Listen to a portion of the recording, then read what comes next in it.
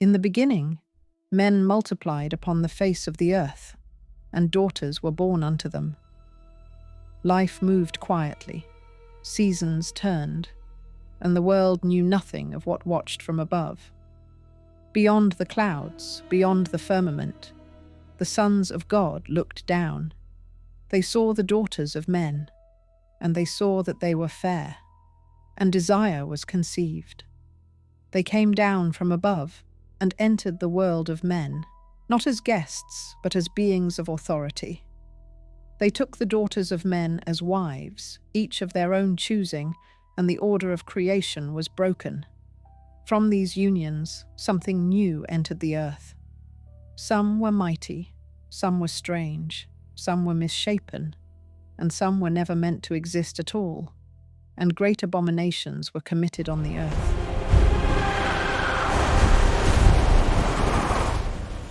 But one man found favor in God's sight.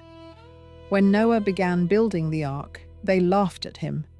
But the watchers, who knew it was indeed God who had given Noah the directive and that a great flood was coming, quickly rounded up the hybrids.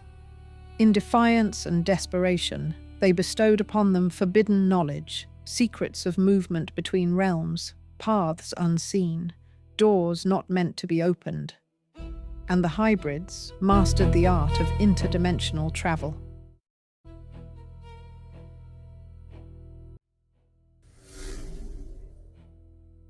Then the flood came.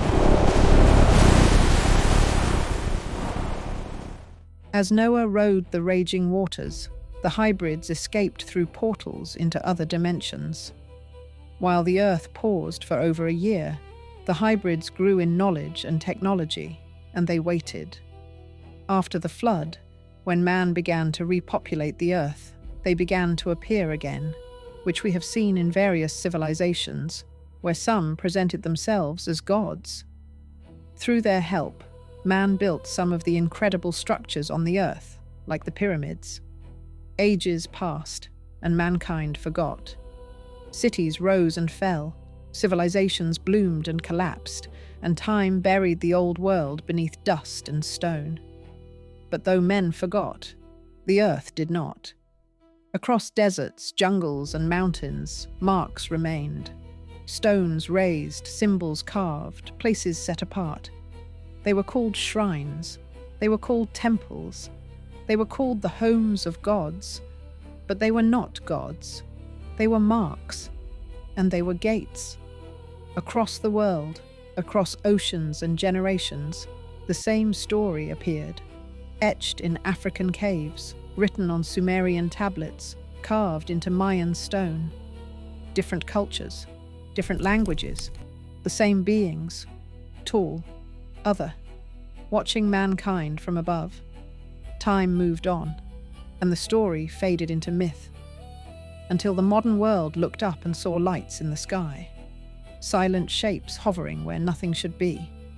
The world gave them a new name: visitors, aliens. They said they came from the stars. They said they were not like us. They said they were not human. But the truth is older than the lie. Long before the flood, long before the watchers came down, a word was spoken in the garden, a judgment, a warning, that there would be enmity between the serpent and the woman, between his seed and her seed. What walks among us now is not new. It is not from distant galaxies. It is a lineage, an offspring, the seed of the serpent, moving through generations, hiding behind forms and stories, waiting for its appointed hour. And that hour is near, not with fire from the sky, not with armies or machines, but with deception so deep that many will bow without knowing why.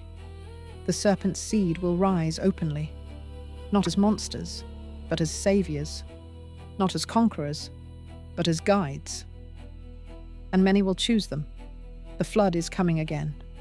But not all will drown, for this time the waters will not be of rain. They will be of belief, allegiance, and blood. The earth will not end in chaos. It will end in agreement. For the final battle is not for land or power. it is for allegiance. And when the choice is made, when the line is drawn, only one truth will remain. The seed of the serpent may bruise the heel of man, but its head is marked for destruction. The ending was spoken at the beginning, and it cannot be undone.